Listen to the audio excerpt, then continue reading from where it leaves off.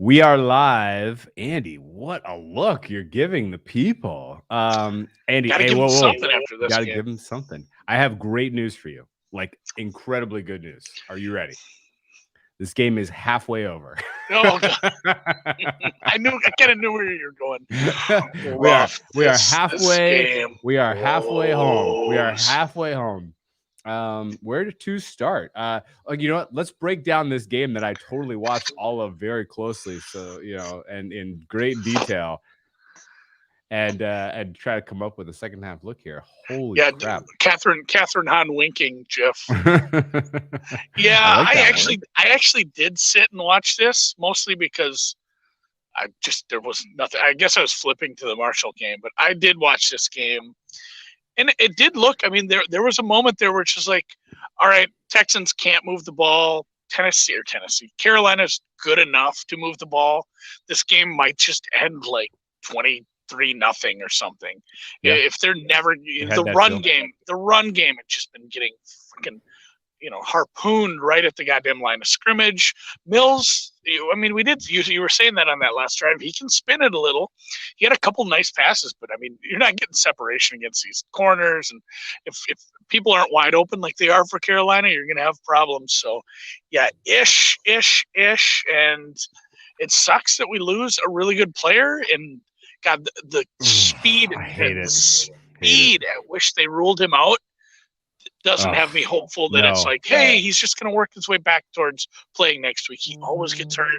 I mean, a lot of usage over the last few years. I guess it's part of being a running back. But the speed at which he was ruled out made me kind of sad for Carolina going forward. Okay, real quick, credit to Brown Bag Bets and all of our sharp friends for hitting the first touchdown. I did watch until we saw who scored that first touchdown. The fact that it was Darnold scrambling was just outstanding. It was beautiful. Great work. I have a question. I have a question for you on that. Yes, go ahead. Do they? And maybe I just I've watched some Darnold. He's been in and out, and when he was at the Jets, maybe I just didn't watch enough of it. He was always monoed and things like that, and it was just a bad offense. But the lack of respect for him possibly running the ball on that mesh play was palpable. I don't know. I don't want to take away from Darnold. I don't want to take away from the play call, but it's just like they didn't even consider that he might run that ball or take that around the end. Darnold is. It was a good run. He's fine. Yeah. He's fine outside the pocket. That to me was poor defensive preparation and scheme. Like somebody missed their assignment on that one, in my opinion. I guess let's be positive here. That could have been it too. Let's be positive here on a couple notes. You are correct in that for about 85% of the first half of this game, this was one-way traffic, Carolina. There was a time late in the second quarter where the Texans had more yards gained via penalty than they had gained via offense. All that said, Davis Mills can spin it. He can spin it. That guy has an arm, and he doesn't have a ton of experience. He probably shouldn't be out there, but I don't think that they completely whiffed on that pick in terms of developing a prospect, assuming that they have the guys in place that can develop that prospect. And if I was just listening to the broadcast and I was listening to Joe Buck, then I guess I know that Houston is in good hands with David Culley. Like, they really are in good hands. Like, he's gonna decline the penalty, take the fourth down, and punt when the situation calls for it. And for those reasons, Houston is in good hands. Really, before getting into any of the nuances of the games, can I just ask you, what goes through these guys? Joe Buck and Troy Aikman, they lose me every week. This is not new. But like, why carry water like that? Why have a pre-production meeting and be like, okay, how are we going to fucking bullshit about Culley? What are we going to say? What's the angle here? Why? I wonder if like they're just told, like, hey, guess what? We're making a graphic to show a bunch of guys who've been who were assistant coaches for like 30 years. So you're going to say something nice about Cully here. We don't care what you think. I wonder, at a certain point, they might just be talking heads that are told like, hey, here's a segment and this is what you're going to mention, because nobody believes that. Like, he was an assistant coach for that long for a reason, probably, although he doesn't always screw up. He had the 4th down punt thing that really, really took a lot of faith away from any benefit of any doubt I was going to give him. Well, and I'm going to go with my gut. I'm going to go with my gut. If my gut says so. Oh yeah, the preseason. We're going to go for it. What? Yeah, the preseason quotes were pretty rough to begin with. So yeah, so here we sit in a game without CMC. No Darnold CMC. without CMC. Darnold without CMC. Probably CMC for a couple weeks, which sucks. Absolutely. Darnold sucks. Without CMC is not as good. That's obviously, any quarterback who loses a big, you can call him a running back, but he's definitely a receiving weapon too. You lose a good receiving weapon, you're going to be worse. Their defense is flying around. I didn't watch a lot of that last drive, but what was your takeaway? What made the Texans successful on that final drive? The fact that the minus EV play calling of we're going to give the ball to Philip Lindsay and a clear, obvious running down. Like, you take that out of the playbook all of a sudden and you tell Davis Mills, hey, man, go make a read and throw the fucking ball. He can do that. Like, honestly, he can absolutely do that. And so in a 2-minute drill, in a comeback mode, Davis Mills probably good for those kind of a score. And honestly, like, if you had Carolina first half, like, prayers up, man. Like, you had the right side through and through and through and through, and it did not come home. That sucks. You'll get one the other way along the course of the season, probably. But clearly first half under was a great play. Anyone who played that, great read. Full game under, great read. I don't think that's really going to be threatened at all, especially with CMC out here. Anyone who laid the points with Panthers, though, has got to be sweating. Really, they do. Because now all of a sudden you're counting on Sam Darnold without his best weapon to not only, I guess if you laid 8, the missed extra point might fucking bail you the fuck out. That really might bail you out. But basically, you're rooting for Carolina to go, Carolina gets the ball first. You're rooting for them to go score a touchdown. And then the defense that has been so lauded throughout this game and really the last couple of weeks, having played Zach Wilson and Jameis Winston with no coordinators, this defense has to hold for you. If you laid the 7.5 or 8 on Carolina, if you laid the 8.5, you are really sweating bullets. Although were there 8.5s? There were 8.5s popping here and there. Hopefully nobody bet that. And do we just stick our neck out and go with Houston here? Bill Murray gives us a great point that I want to point out. Okay, do not buy into the Sam Darnold experience, because guess who can create separation? Robbie Anderson. And guess who is not getting looks? Robbie Anderson. Sam Darnold is afraid to take the shot in this game. And if for some reason, like, Houston gets a defensive touchdown, Houston gets a stop early and then goes down and Davis Mills pulls off the impossible and Brandon Cooks gets wide open and he hits him, and they're up in this game. And all of a sudden, if the game script flips and it's Carolina in comeback mode, ooh, buddy, not feeling so good about that. What is the total? What's our second half total? I haven't looked at this. 20. No look there. No look. God. No. Should we just let's just let the chat pick. Side or nothing here. I think we have to decide. What are team totals? Do you want so it's going to be like 7.5 and 12.5, something like that. I don't love either of those. I don't want to watch this game. Oh, no. After we make this play, we're definitely watching this game. Oh. Let's see here. I got a buddy who can't wink. He does it too. Oh, he does? Yeah, maybe a third quarter play. Who does start with the ball? So Carolina gets the ball first. Houston had the ball first, as far as I remember. Let me double check that. Oh no, actually, you know what? Carolina punted 3 plays 7 yards. Yep. Before, so Houston gets the ball first. My bad. I made a major faux pas there. Next score safety. What's especially surprising is I was watching this game so closely. I can't believe I made that mistake there. But yeah, no, Houston gets the ball first. Third quarter.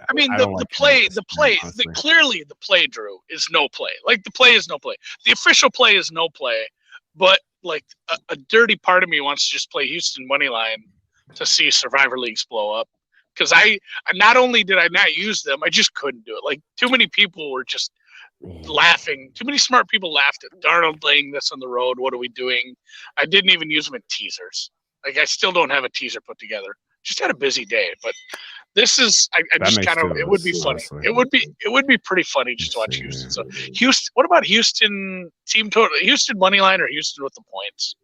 Like how Carolina looked on offense, not only from a standpoint of just moving the ball, but Darnold holding on to it way too long. And Tim pointed this out, and obviously everyone saw it.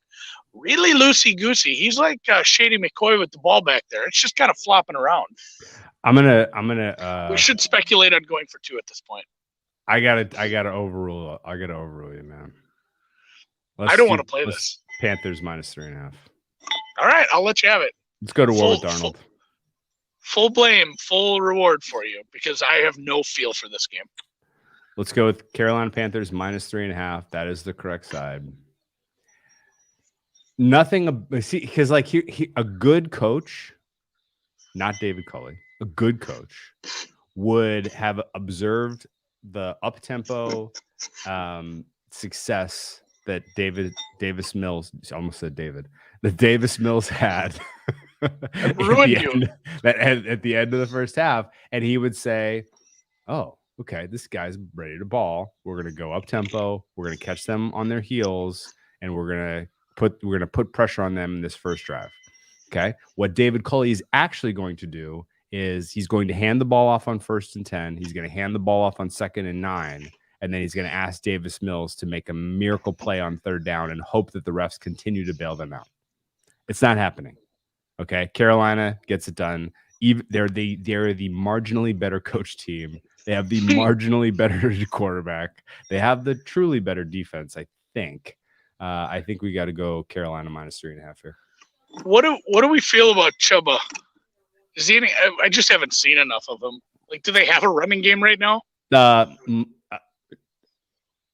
Well, my take. I have a couple of takes on Chuba. The name is 11 out of 10.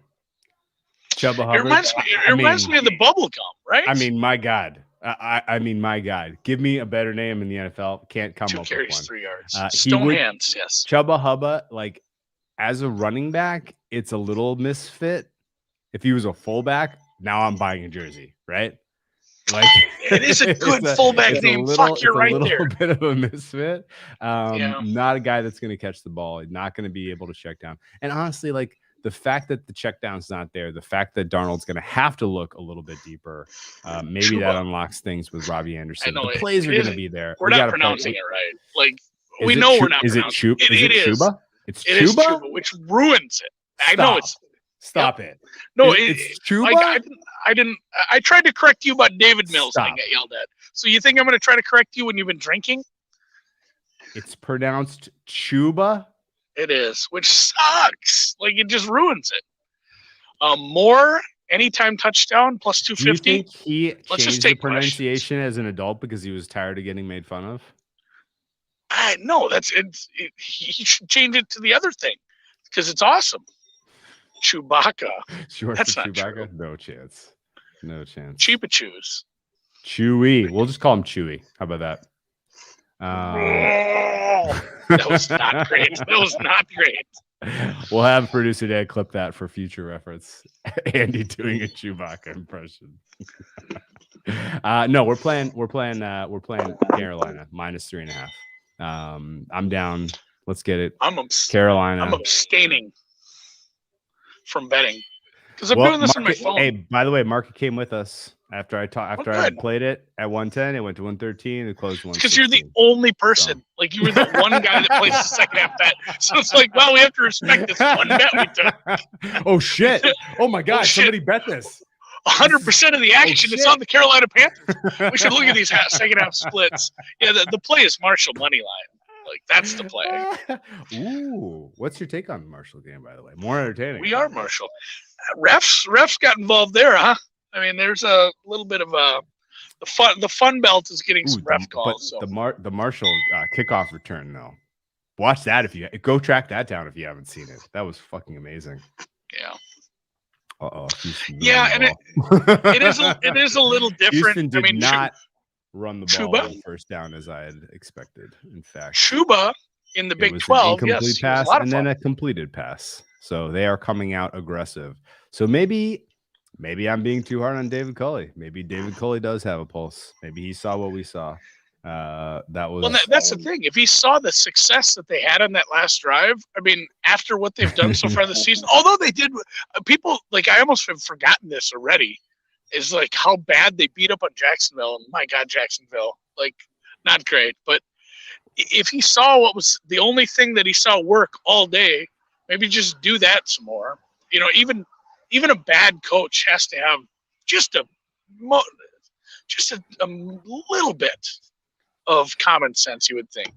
Yeah, that would say just like, well, we're gonna suck, but maybe we can not suck for a couple drives in the second half. And yeah, this is gonna be. I feel like this is gonna be a sweaty one for survivors and teasers. Dude. And the 8.5 might be dead.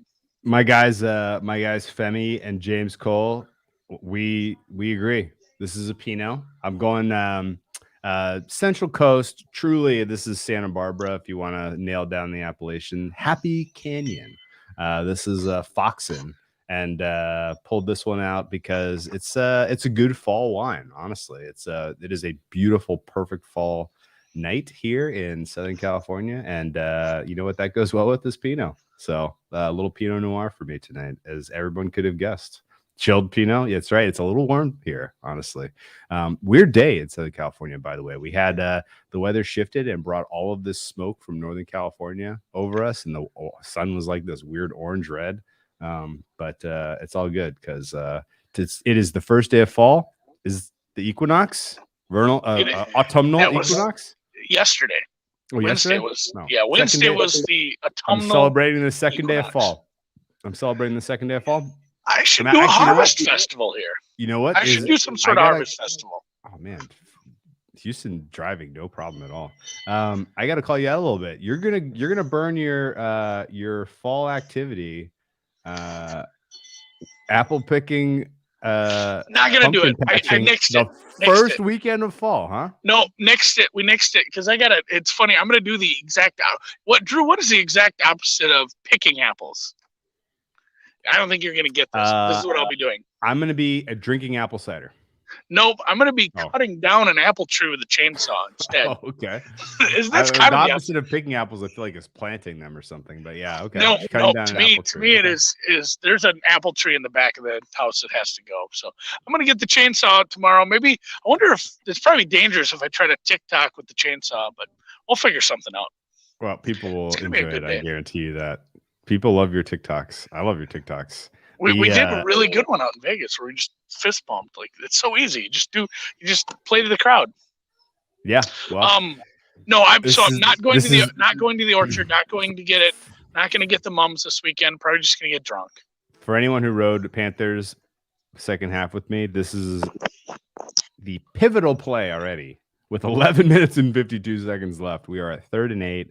The Houston Texans are at the 41-yard line. If they convert from 3rd and 8, we got a problem. And somebody just asked me to plug my TikTok, and I they have no idea do what not it is. convert. In fact, what is that flag? Are you joking? That was completely uncatchable. Completely uncatchable. There is no way that was catchable.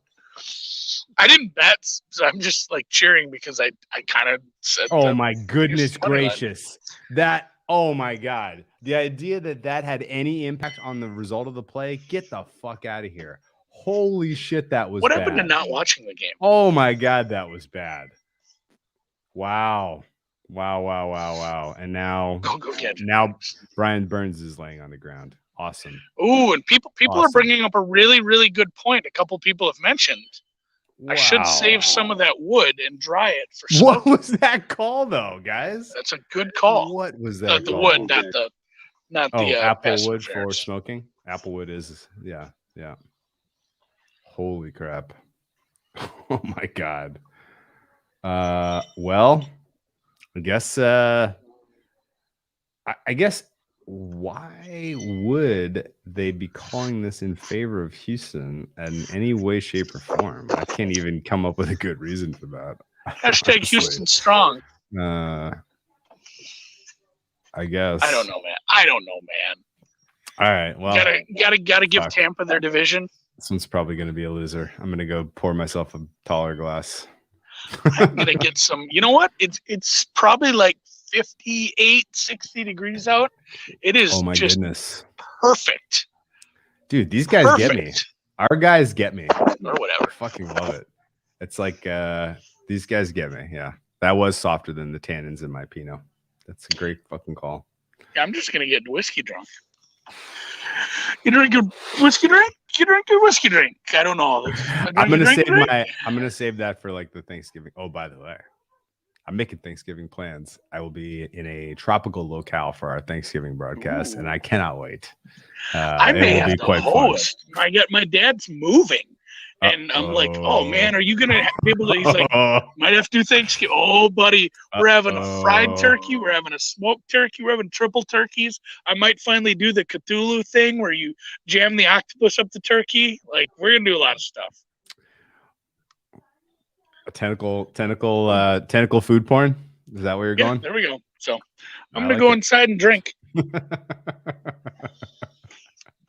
All right. Well, yeah, I'll let producer Dan end the podcast so we can end on your giving the single eye blue steel to the audience.